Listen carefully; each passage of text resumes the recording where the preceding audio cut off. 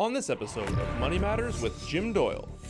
Divorce. It's life-changing for uncoupling couples. Guests Marcus Sixta, Yuval Berger, and Raul Agarwal show you the options. Plan more, worry less. This is Money Matters with Jim Doyle.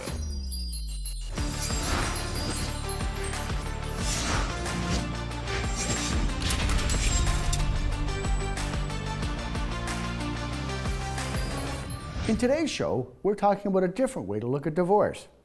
Relationships often suffer from poor communication, especially when it comes to goals, money, and finances. For most couples, talking about money is difficult at the best of times. Our guests will be sharing their thoughts on the different models of separation and divorce and ways to make this process work better for you. Later in the show, we'll be talking about a troubling new trend, gray divorce. But first, I sent Paige to ask, why do couples argue about money? So, Paula, why do you think couples argue about money? I don't think they're prepared properly to deal with blended incomes. And when you start off as a couple, it's usually you're younger and you don't have, your financial situation is a lot more simplified. But as you grow older, your life becomes more complicated, and the financial problems grow, or issues grow, and you don't know how to talk to each other. Personally, I think there might be different expectations. When people go into relationships, they're hoping that everything is going to go smooth, but you wake up one morning and you realize that someone thinks they need a much nicer car than you might, or someone needs to go shopping to Lululemon more often than you might. So there's lots of fodder for discussions, and I think it's a good thing. If you have a healthy relationship, it's a good thing to have differences. But if people go into relationships without having clarified what their expectations are, there could be a lot of challenges. So Marcus, Yuval, the discussion's here about money, but is it really a symptom of other issues? Well, I think that money issues can certainly be a symptom of some other issues in a relationship. It could be a symptom that there is poor communication. It could be a symptom that there is some issues with power imbalance in a relationship. But it could also just be a money issue.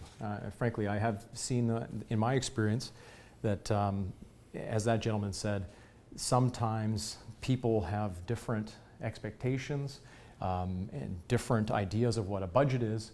And no matter how much they discuss the matter, those expectations are not changed, and that can create some conflict. There's a lot of truth in that. I found that in my practice, couples fight about money because the money is kind of like a platform for many, many other issues. Money signifies a lot of their aspiration, expectation.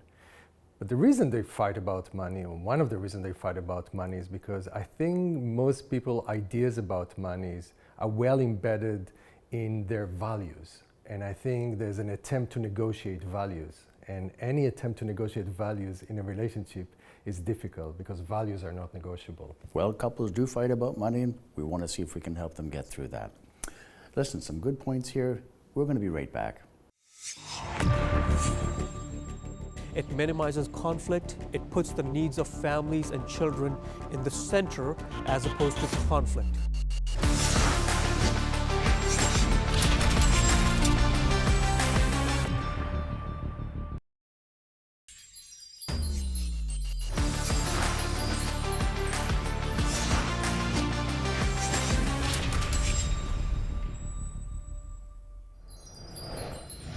In this segment, we're talking about the first steps to consider when your spouse tells you they want to separate.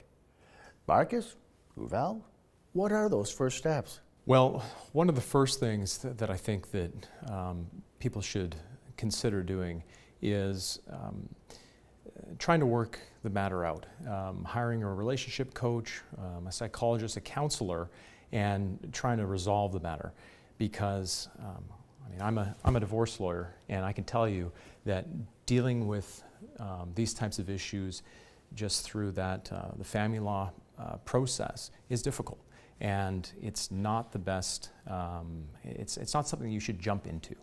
It's definitely better to try and resolve your issues through counseling and see if you can come to some common ground before you decide to make that decision. Can couples really work this out themselves? I don't think so. I think once they reach if the question of whether to stay together or not is on the table, often couples need support, because this is a critical question to a relationship. And once you open that door, I believe that without support, it's going to be really difficult. It is possible, but it's difficult. Going back to your point about what to do first, well, the first question I ask is whether the decision is final.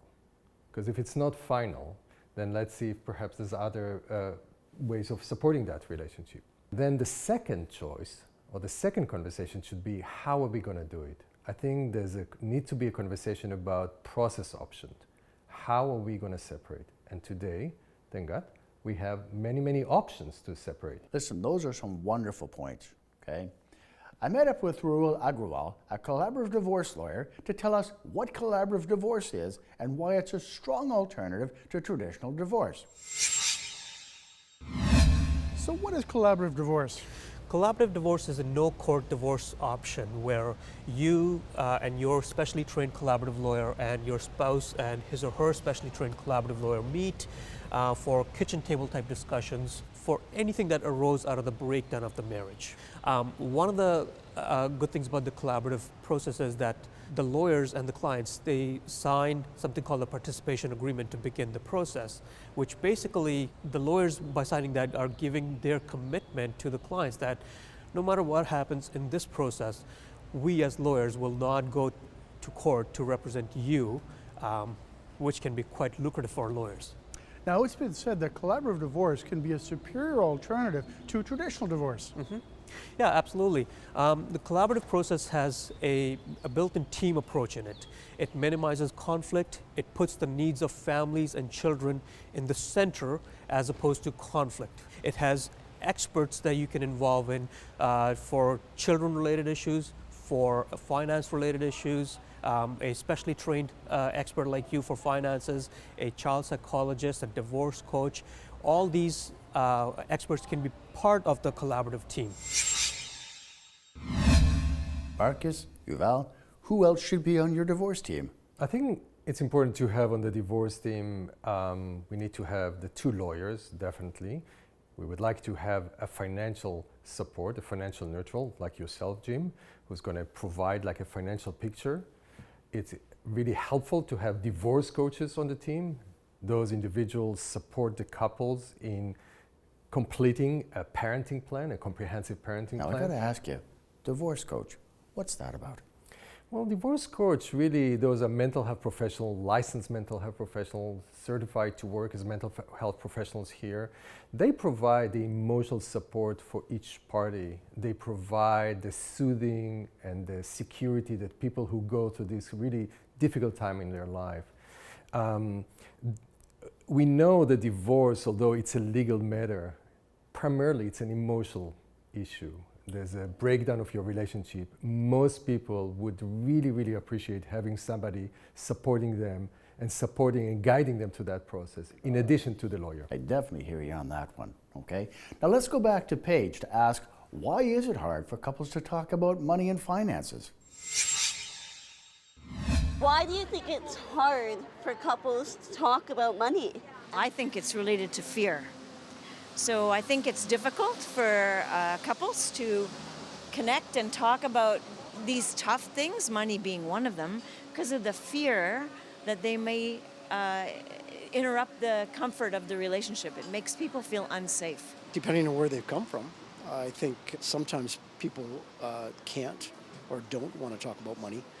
Maybe they've got secret accounts. I think, well, they argue about money because often the priorities are different in a relationship. Maybe the other one doesn't see things that are a priority to spend the money on, or doesn't foresee what will be spent, in other words, depleting the pot.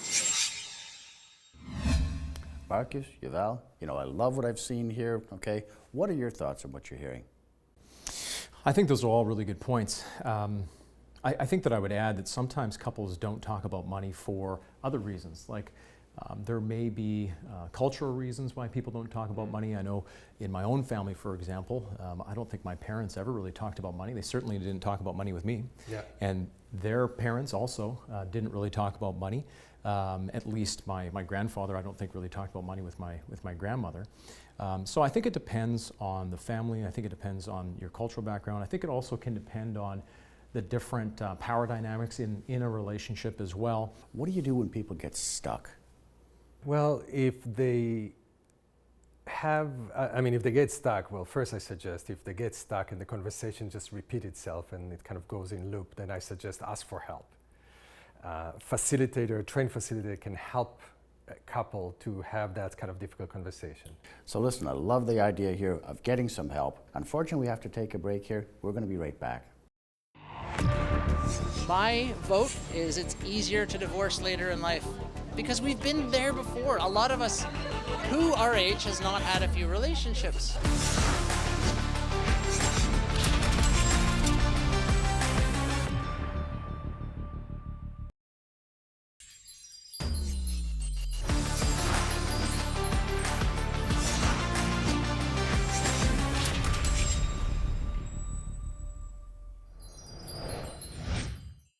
Welcome back. What are some of the financial challenges and hidden costs families and couples face when they separate? Well, principally, you're taking one pot and you're dividing it into two.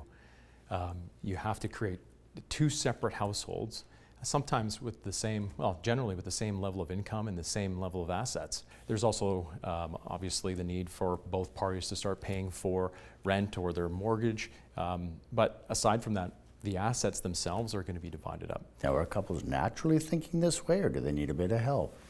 I would say they need a bit of help, and in addition to all these issues that need to be decided, as Marcus said, when your asset is divided, I think what's compounding is the fear. I mean, there's a major fear, and that fear makes the conversation even harder. So what's perceived to be a difficult topic or something that's pretty scary, now it's even more scary to talk about it. In addition to that, I think also it's likely that during that time we will need to spend more money on maybe some other support, like emotional support. So you sometimes want to hire other professionals to guide you. All of that adds to the family finance and the stress. So people need that helping hand, so to speak. Let's go back to Paige for some thoughts on couples divorcing later in life. So do you think it's tougher for couples or people to divorce later in life? I don't think so. I think, in later life, especially with the Zoomers, you go through a life change. So you start off when you're younger and you're on one career path, and then when you get a little older, you think, okay, fine, I've made all my money and I've done what I was supposed to do, but now it's time to change career paths, and sometimes that's changing what you're doing with as a couple as well. Maybe they find out that indeed they aren't friends. Maybe they don't like each other. Maybe there's interests they should have looked after and they didn't. I think divorce is easier later in life than it is earlier. My vote is it's easier to divorce later in life because we've been there before. A lot of us who our age has not had a few relationships. So we've got to learn from that, right? So Marcus Juval, in my practice, we see so many more moving parts, okay? What are your thoughts on this? You want to think about divorce, it's not just an ending, it's also a beginning. I think although financially you might be in a more secure place, I think the concept of separating later on in life, I found it to be, with my client, to be really difficult. We are used to a certain kind of predictability and consistency in our life. Often people say, I don't even know where to start. Family, kids, aspirations, crushed dreams. What are your thoughts? Well, I think it really depends on the situation. I think sometimes it is more difficult to separate earlier in life because of the various issues that come up with parenting time, especially parenting of young children. And I can tell you from a litigation perspective, that is the most litigious area of family law for sure, is litigating over what to do with the kids. Also, as the gentleman in that clip said, some of these gray divorces, you're dealing with couples who have gone through it before. And quite often they'll have a prenuptial agreement or a cohabitation agreement in place that can help assist them separate more peacefully. There's just so many elements to consider here. But let's go back to Raul. what impact does divorce have on a couple's financial freedoms? Oh, it has a huge impact. In most cases, most couples, if not all, are dividing their main asset, which is the family home. Their RSPs are being divided, their pensions are being divided, their savings are being divided, their vehicles are being divided. Expenses get doubled, rent payments, mortgage payments are all doubled up now, utility payments are doubled up now, grocery payments are doubled up now, so it has a huge impact. Now, what happens if, say, one person wants to keep the family home, or maybe they want to keep the pension? Now, in a conventional divorce, if you are in court, you get half of this, you get half of that, end of story. But collaborative process is an interest-based negotiation process, so you can be creative. Do you think most people that are going through this process have a good understanding of their options and the outcomes of the choices that they're making? Well, in most cases, in my opinion, people come in not knowing all these options, but once they leave, the options are fairly clear to them. The most important part for them is the separation agreement that they would sign at the end of the day would work not only today, but also from 5 years and 10 years from now when things come up that we haven't contemplated today. So we as lawyers would build in mechanisms or ways to deal with the process in the separation agreement that could then determine how the parties would divide or resolve an issue that arises 10 years from now, for example. Now, Marcus, I gotta ask this, okay? What do you think about Raul's comments and the impact that it has on the couple's financial freedoms? It has a very big impact, especially with cases where you may have had one party who has been very dependent on the other party's finances for various reasons, maybe because they're taking care of the kids in the household. And if a divorce happens later in life and they haven't been in the workforce for a long time, especially if the parties separate near retirement, it creates a lot of stress about where is the income going to come from to now support two separate households. So emotion's a big part of this decision process, okay, and they need help moving forward. Well, what does that look like in your world? Well, we call it the paradox of divorce because it is the time which probably you, as a party who goes through divorce, really struggling emotionally, cognitively. You have hard time to really think through and be thoughtful. And during that time, you need to make a really, really important decision that are going to impact not your generation, but possibly 3 generations. Well, so it's not so straightforward. We'll be right back. It's cost effective, it's creative, it's private. You can really own your own agreement.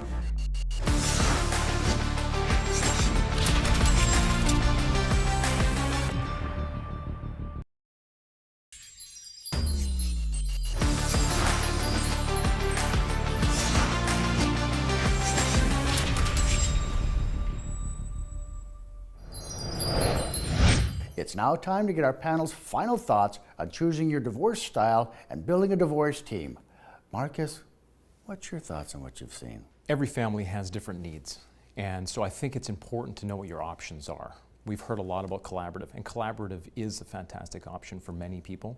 There's mediation, where you hire a third party to act as a facilitator who controls the process, where the parties actually control the result. You may decide to go to arbitration, and so you hire somebody to act as your own private judge. And that's a good option for some people who really want to keep things confidential. But Jim, I have to say, one of the best things that a couple can do before they get into a relationship is entering into a prenuptial agreement or a cohabitation agreement, because if you have an agreement like this at the outset, it makes a potential separation a lot easier. So people need some help choosing a great style. Let's go back to Raul for his final thoughts. So any final thoughts for us, if you would, please? Yeah, I would just say the collaborative process has a lot of benefits. It's cost effective, it's creative, it's private. You can really own your own agreement. You can preserve some of your life savings that you've spent all your life accumulating, and you can preserve some sensitive familial relationships. your marriage might be over, but your parenthood goes on. So what I've heard today is about the importance of working with your professional team as you're in the middle of a very emotional time and you're being asked to make some important decisions. Absolutely. The idea of experts is very important in a team-based approach. Now, not every family is going to need an outside expert. It depends then on the lawyers once they start the interest-based negotiations to determine where the parties' needs are, and then from there on, they can recommend these outside experts to the parties. For the last word on this subject, I want to give it to you, Yuval. I think that the first thing that couples need to do is actually to learn to have difficult conversation. This is when they are together, because there's a lot of difficult conversation to be had. And if you need help, then get help and learn how to do that. If you decided to separate, and I understand some couples will decide, some family will decide to separate, and that's okay. Well, then make a decision how to separate based on your values, your virtues, not based on your fears. Because this is a really difficult time. I actually suggest that you hire a good team to support you. This is the time in your life you're probably going to need support the most. You want to use those professionals and resources that are available. This has been pretty interesting. I wish we had more time. I want to thank Marcus, Yuval, and Raul for sharing their thoughts on money matters. Because financial aspects touch so many elements of our lives, it pays to get great advice. Plan more and worry less.